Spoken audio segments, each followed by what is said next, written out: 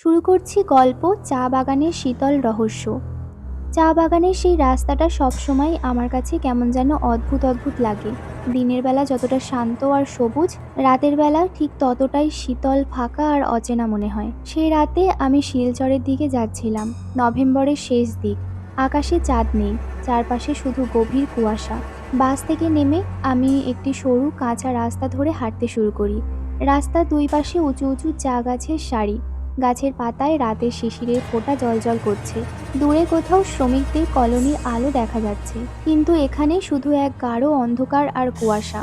বাতাসে এক ধরনের ঠান্ডা গন্ধ, যেন ভেজা মাটি, শুকনো পাতার ধোয়া আর পুরনো কাঠের ঘ্রাণ মিশে আছে। পায়ের নিচে নুড়ি পাথরের কর্মর শব্দ, আর মাঝে মাঝে ঝিঝি পোকার এক টানা ডাক। কিন্তু হঠাৎই বুঝলাম ঝিঝি পোকার ডাকটা কিছুক্ষণ আগে থেকে নেই। চারিদিক নিস্তব্ধ, যেন কেউ শ্বাস বন্ধ করে শুনছে আমি কি করছি। হঠাৎ বাঁদিকের চা গাছের সারির ভেতর থেকে নরম একটা আওয়াজ পেলাম, যেন পাতার ফাঁকে কেউ ধীরে ধীরে হেঁটে যাচ্ছে। কেউ কি আছেন ওখানে? ভয় মিশ্রিত কণ্ঠে জিজ্ঞাসা করলাম। কোনো উত্তর নেই, বরং পাতার নড়াচড়া আরও কাছে আসছে। আমি হাঁটতে শুরু করলাম, কিন্তু অনুভব করলাম আমার পায়ের সঙ্গে পায়ের শব্দ মিশে আরেকটা ভারী ধীর শব্দও আসছে, যেন কারোর পা মাটিতে টেনে টেনে হাঁটার শব্দ। বাগানের মাঝখানে একটা পুরনো কাঠের সেতু আছে। এই সেতুর নিচে শুকনো নালা। বর্ষাকালে এখানে পানি বইতো। আমি সেতুর দিকে এগোতেই কুয়াশার ভেতর থেকে ম্লান একটা লণ্ঠনের আলো ভেসে উঠল। কাউকে একজন দাঁড়িয়ে থাকতে দেখলাম। সাদা ধুতি, মাথায় সাদা পাগড়ি, কিন্তু মুখটা পুরোপুরি অন্ধকারে ঢাকা।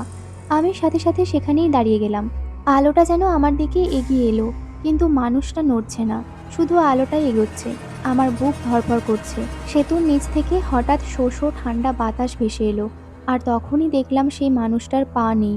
লণ্ঠন হাতে ধরে অবয়বটা ধীরে ধীরে সেতুর ওপর ভেসে উঠল, আর তার লণ্ঠনের আলোয় এক মুহূর্তের জন্য দেখলাম মুখটা যেন পোড়া, কালচে, আর চোখের জায়গায় শুধু ফাঁকা গর্ত। আমি চিৎকার করার আগেই আলোটা নিভে গেল। সেই পোড়ামুখ শূন্য চোখের অবয়বটা যেন লণ্ঠন হাতে সেতুর মাঝ বরাবর এসে থামল। আমার গা হাত একেবারে ঠান্ডা হয়ে গেল।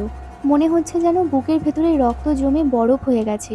আমার শ্বাস প্রশ্বাস একেবারে বন্ধ হয়ে আসছিল, আর গলায় যেন কেউ অদৃশ্য হাতে শক্ত করে চেপে ধরে আছে। সেতুর নিচ থেকে আবার শো শো হাওয়া উঠল, আর হাওয়ার সঙ্গে কানে ভেসে এলো কর্কশ একটা ফিসফিস আওয়াজ, তুই চলে যা। কি করব বুঝে উঠতে পারছিলাম না। চোখের সামনে সবকিছু কুয়াশার মতন মিলিয়ে যাচ্ছিল। লণ্ঠনের সেই ম্লান আলো হঠাৎ তীব্র হয়ে চোখে লাগলো, তারপর আবার নিভে গেল। অন্ধকার আর অন্ধকার, চারিদিক শুধু অন্ধকার। নেক্সট পার্ট লাগবে? তাহলে অবশ্যই কমেন্ট করে জানাও।